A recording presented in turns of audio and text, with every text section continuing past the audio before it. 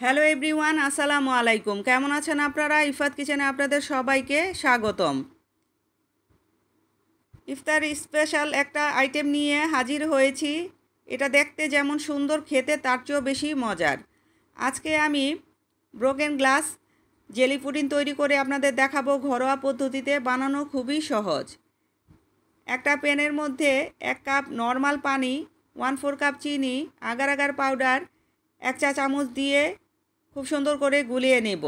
তারপর গ্যাসের চুলাটা অন করে চুলায় বসিয়ে মিডিয়াম হিটে 2 মিনিট জাল করে নেব। পানিটা যখন ঘন হবে, ঘোলাটে হয়ে যাবে, তখন চুলাটা বন্ধ করে নিতে হবে। এই কাজগুলো একটু তাড়াতাড়ি করতে হবে, পানিটা ঠান্ডা হলেই কিন্তু প্যানের মধ্যেই জমে যাবে। এখন আমি জেলি তৈরি করে নেব। এখানে 4টা বাটি আমি নিয়েছি আর 4 রঙের ফুড কালার আমি ব্যবহার করব। কুসুম গরম অবস্থায় আমি পানিটা এখন এখানে দিয়ে দেব।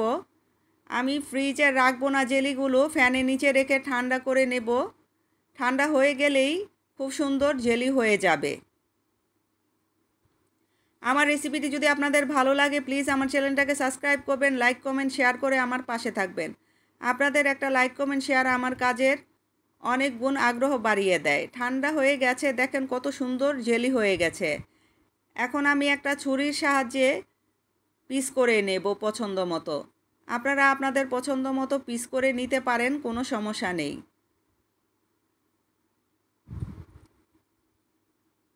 এখন কেকের একটা মোল্ডের মধ্যে আমি এক এক করে জেলিগুলো ঢেলে নেব।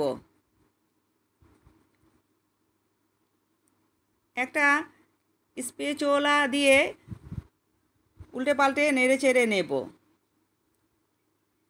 অন্য একটা পাত্রে ঠান্ডা 3 কাপ লিকুইড মিল্ক, 1/3 কাপ চিনি, আগার আগার পাউডার 1.5 টেবিল চামচ, 1 চা চামচ এলাচের গুঁড়া দিয়ে খুব সুন্দর করে মিশিয়ে নিতে হবে।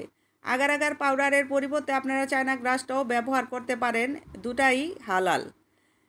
গ্যাসের চুলাটা অন করে মিডিয়াম হিটে 2-3 মিনিট আমি জাল করে নেব। দুধটা যখন ঘন হয়ে যাবে তখন চুলাটা আমি বন্ধ করে নেব।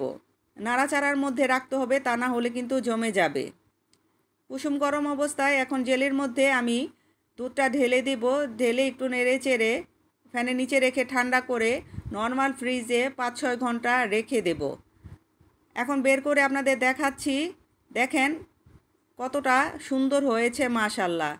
আর খেতে তো হয়েছে দারুণ। আপনারা এই রমজানে অবশ্যই ট্রাই করবেন, আপনাদের ভালো লাগবে আমি আশা করি।